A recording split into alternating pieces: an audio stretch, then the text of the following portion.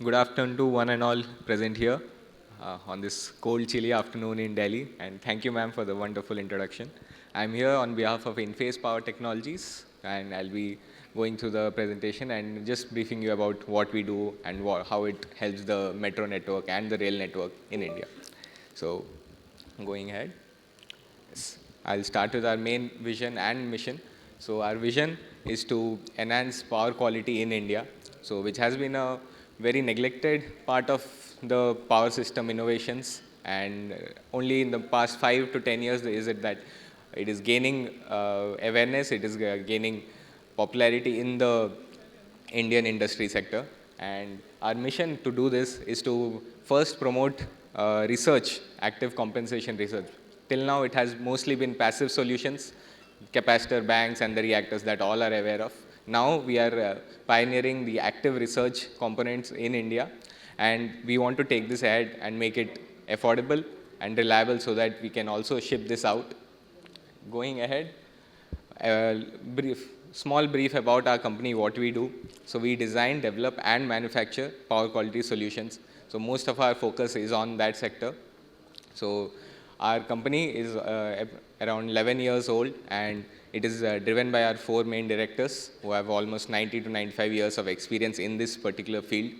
So in this short span, we have already delivered over 6.5 lakh amperes and uh, innovated multiple products through the last 10 years. So I'll also show you a few of our products that have helped the various metros in India already. So, yes. So I'll just give you a brief about what power quality means, what is the problem faced in the industry. So the first major problem is reactive power. Reactive power is what each of your induction motor needs when it starts, or whatever your loads are drawing. If it's purely resistive, they won't have this reactive power. But if your load is having any induction motor, you'll need reactive power. And the next is harmonics, obviously. Any VFD drives that we see rampant throughout any industry, even in metros, the drives that are present, they draw harmonic currents which are polluting the network. So our solution deals with harmonics. And the last is the unbalanced load, where you have single phase loads, like the traction lines are all single phase. So that draws unbalanced load, which is also harmful to the network if it's not compensated. So this is where the main three areas that we deal in. Going ahead, just a few, just this brief animation showing how the above problems are arising in the network. So let's say you have only resistive loads, you will draw clean green power, that is your active component. This is the ideal solution that you want to be at. But obviously life is not ideal, so you will also draw reactive power. So this is the component that will go through your transformer and it will impact your electricity bill also.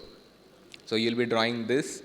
Going ahead, if you have drives, you'll be drawing harmonic. Okay, if you have single phase loads, you'll be drawing unbalanced power also, which will again pollute your network. And finally, if you have drives, you'll be having single phase, if you have drives, you'll be drawing higher order currents, which will be again polluting your network and going upstream. So it will not only pollute this bus, it will be polluting your entire network. So what we do is our solution will be in parallel to the loads, and you can see here if it's drawing reactive power, ours will give you the anti-phase reactive power, which eliminates it before it goes into the system so that the transformer doesn't see the issue at all. Similarly, it can give you unbalanced compensation, which will again eliminate the single phase loads effect on the network before it reaches the transformer itself. And the harmonics that it mitigates again, so that the transformer doesn't see it. And now you can see from the grid, you'll be drawing only pure green clean power. Going ahead, I'd now like to move on to the metro specific power quality issues. So the first and most rampant issue in the metros is the 33 kV auxiliary network. So due to the line being a long single 33 kV line, what happens is you'll have a lot of cable capacitance. And this one cannot be solved due to the with the passive solutions, as it is also capacitive. You can't use a capacitor to react this. So what we have done is we have come up with an ingenious master slave RSS ASS solution that eliminates your complete reactive power requirement at a distributed solution, so that you don't have to face the reactive power losses.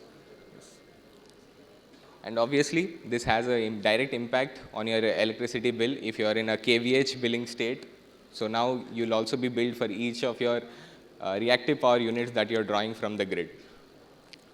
Showing you a small snapshot of how it looks. This is a typical metro billing point graph of reactive power. As you can see, in the non-revenue hours, that is usually midnight to 5 a.m. in the morning, the reactive power is the highest when there is no load. And how we solve this is we put our panels in the RSS. RSS is the main depot where you have the billing point. So our master is in the RSS, and then it is distributed across all ASS, or what they call metro stations are called ASS. So one RSS, which is the brain of the system, will be controlling all these multiple ASS panels, and it is a completely intelligent solution, because if the network adapts such that the RSS2 is now covering one of the RSS1 ASSs, our system detects that, it corrects it, and automatically adjusts itself so that the system is compensated adequately.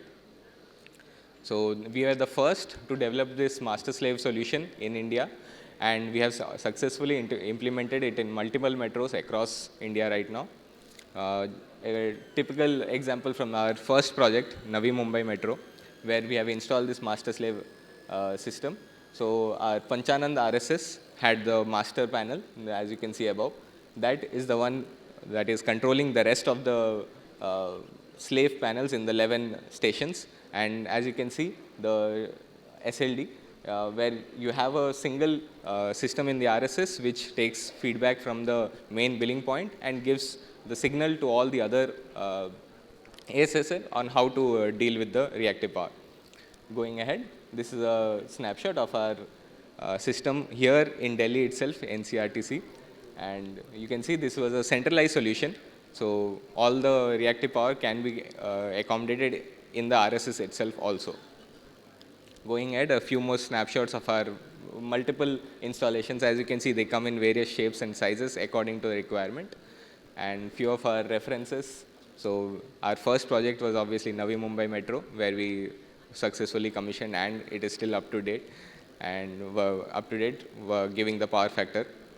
And moving ahead, Nagpur Metro, which was our most recent repeat order also. Going ahead, I just wanted to show you the, okay, yes, yeah. So since this is a IGBT-based high-frequency switching device, it will also inject high-frequency currents into the system if not compensated properly. So what we have done for this is what was available in the market when we started. This was a typical one filter, one capacitor filter that does not adequately meet the demands. So what we came up with is a LCL topology. We have two reactors and a capacitor in between, which smoothens out this high frequency ripple current so that you're not polluting the grid through your compensating system. That would be ironic. Yes. Moving ahead, we also found that in the market there is a severe gap in the capacitor used. So electrolytic capacitors, they again come with a lifetime of around 5 to 6 years, and it is also annually derated. So we went ahead and innovated through film capacitors only, which has a longer lifetime and obviously less maintenance. And we also use a higher rated IGBT junction temperature of 175 degrees, which helps you in Indian grid conditions and Indian ambient conditions, which are a lot higher than what these 125 degree IGBTs are used for. And our control scheme is also closed loop, which helps in any fine-tune adjustments after the compensation is delivered. So we have type tested through various agencies, let it be CPRI or TUV India, and all our products are compliant. And these are again a few points that metros keep in mind while selecting their power quality solutions. So I'll be skipping through these more in the interest of time since we don't have much here. So these are just a few salient points that we keep in mind to give the metros the best possible solution. So active-based technologies, again, have a lot of R&D, and we are proud to say that our R&D in Bangalore is DSIR recognized by Technology Bhavan, Government of India. They have visited our plants and they found it to be one of the leading power quality solutions. Yes. So I'll just take you through the technology trend. So we were here in the first two bubbles when it was like 10, 15 years ago when we started. It was all passive based, fixed capacitor or thyristor based. Then we moved on to 2-level active and 3-level active technologies. We were also the first in India to bring out the 3-level active technology. And now we have moved on to a MV system, which is a cascaded H-bridge multi-modular system. I'll show you that also. So again, moving on to railway tractions now. So till now, it was all metros. Now moving to railways, they have a similar problem, but it is also due to the single phase loads that they have. So they also face the higher electricity bills due to poor power quality and power factor, and obviously over voltage and under voltage due to the reactive power demand. So I'll just take it. This is a typical functioning of any railway traction substation. So they have two lines, and our solution is a conventional passive-based solution, which was earlier in the market, used to be attached in the direct 25 kV bus, but they had a few demerits, mainly due to the over compensation at light loads.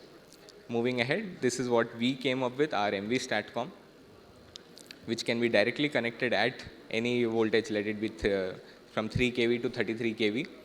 So here in the H-bridge module, we have one module which has 4 IGBTs, and then these modules are connected in series to achieve the desired voltage. So each module, let's say, has 500 volts. Then you can connect multiple of these to meet any voltage voltage requirement. So this is how the module voltage is regulated. And this is the single phase TSS system where you have one power quality restorer, and then it is connected through the resistor and the VCB so that they have the required protections. And this PQR rating can obviously go up to 10 MVR, which is the required standard required in the TSSs. So this is a schematic of our water cooling system with the SVG. So it has a inbuilt 100% redundant pump, and also the water circulating is DM water, which does not need to be changed. So once a year you can maybe top it up, but other than that, it's fully closed loop circulation. And this is our first installation of this 33 kV system. So this was abroad in Oman, and as you can see, the scale is huge with these MV systems. This was the one that we had shipped out. And this can also be containerized so that in case you don't have civil rooms, you don't have the appropriate functionality in those conditions, you can always use a container. This is the power cell monitor, which can give you each of the module's current status, what function it is doing, and at what parameters is it operating. We have the type tests also for each of these MV Statcom functionalities, right from 3.3 kV up till 33 kV. So I'll just skip through this in the interest of time. This was the 3-phase railway traction system, where you have a Scott connected transformer and then the main winding and the teaser winding. As you can see in the red box there, that is where our Statcom comes in place. So again, this can go up till 10 MVR. And so there are two parallel systems in place which are connected, one to the teaser winding and one to the main winding. Yes. So this is a snapshot from our factory in Bangalore. So we have transformers of all ratings to test at multiple different voltages. And we have received numerous customer appreciations throughout these 10, 11 years, and also received multiple awards. One was from Status Insights. They